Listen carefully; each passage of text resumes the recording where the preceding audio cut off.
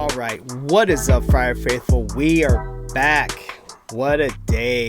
What a day. Today is Friday, the day after Dylan Cease threw his no-hitter, which was amazing. I don't know how many of you actually watched it.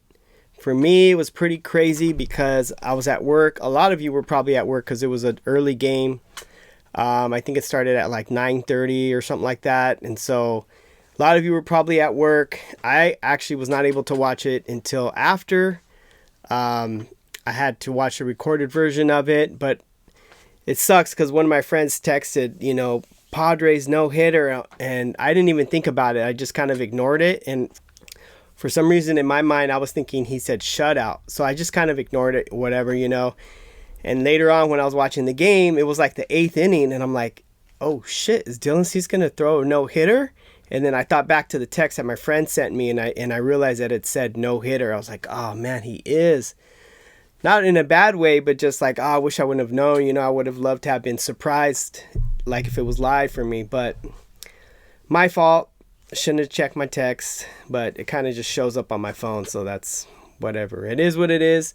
What's more important is that Dylan Cease got the no-hitter, which, like I said, is amazing. And I didn't know exactly how it was going to go down, other than how a no-hitter is going to end. But there's a lot of little things, ups and downs that happen in between. And so, yeah, man, I was just watching it again. Like I said, it was like the 7th inning, and then they show Dylan Cease going into the dugout.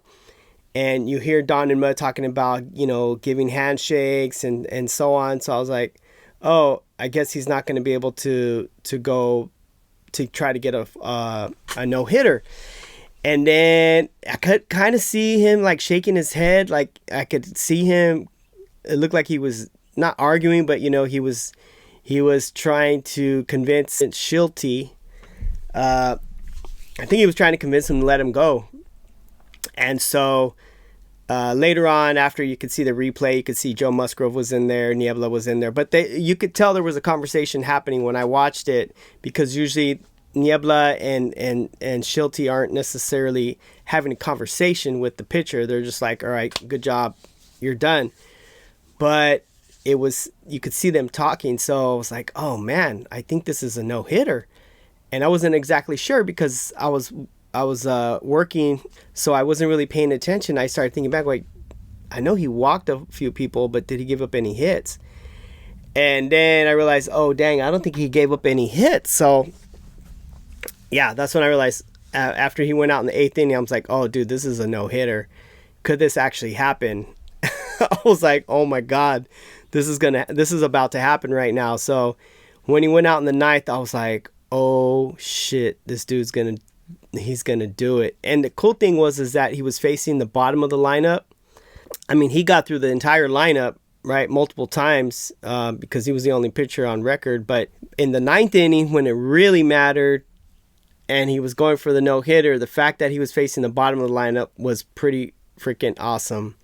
There was also that play, again, I was watching it on my phone, so it's hard to kind of see, but there was that play, I don't know what inning it was, it might have been the 7th or something, where Xander, he almost drops the ball, or he drops it, and then he picks it back up, and he throws it to first. And that was a very close play right there. The runner was almost safe. So, I mean, we're talking a split-second difference. That runner would have been safe, no-hitter would have been over. Then there was the other time that Xander, basically, he lost it. But Merrill happened to be there. Well, he didn't happen to be there. He was there because he was backing up Xander. But he was there at the right time, at the right moment, and didn't run into. That's what I was more worried about, that they were going to run into each other. He didn't run into him, and he actually was able to catch the ball that Xander dropped out of his glove. But before it hit the ground, freaking Merrill catches that. And Merrill was shocked too. You can see in the replay. So you have those two plays, both by Xander, that saved this freaking no-hitter, okay?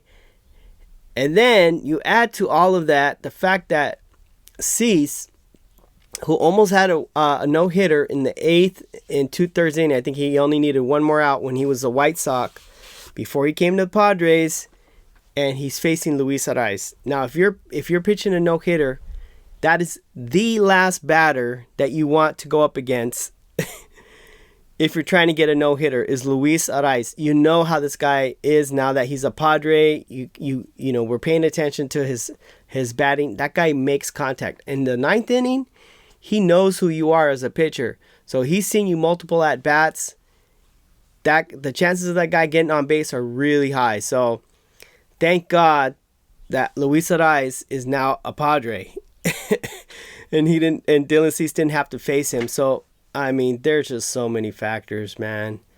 It's just amazing. But big shout out to the cool cat, Dylan Cease. He did it. And big shout out to AJ Preller, who got Dylan Cease, okay, who made all the trades in order to get this guy from the White Sox to San Diego. That is also something we cannot forget. Last couple things I will say is that because of all this, we forgot that the Padres won 5 in a row, and they actually swept the Washington Nationals. Not just this series, but the previous series and the whole season. They swept the Nationals.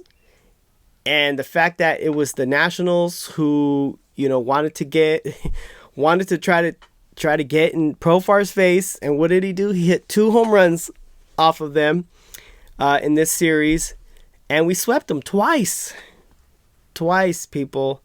So I'm going to say it right now and right here. I think that Michael King is going to get a no-hitter this season. I'm hoping, I'm crossing my fingers. I think he can do it. I think he's got the stuff. I think if it's the right circumstances, if we're, you know, depends on who we're playing, right? Is he going to get a perfect game against the Orioles? You know, I don't think so, but maybe somebody else, right? Maybe he can get a no-hitter off with somebody else. So it depends on the situation, depending on who we're playing against, how he's feeling. But I think he has the stuff. With the defense that we have, he can definitely get a no-hitter. We need Tatis back. We need Machado to be healthy. We need Luis Arraez to be healthy so he can be the DH. We need Croney at first, Xander at second, Kim shortstop. We need Manny at third. We need Profar, Merrill, and Tatis out in the outfield. With that combination, come on, baby. Let's go.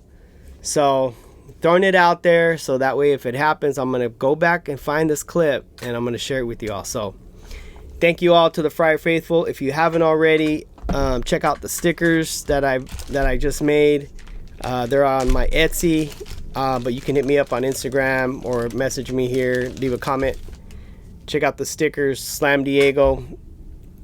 These are high quality professional stickers. They even have the little easy peel tab right here, so it's easy to stick them. You don't have to try to mess around trying to get the back off. These are waterproof. You can put these on your car, in your water bottle. Thanks for watching, everybody. I'm out.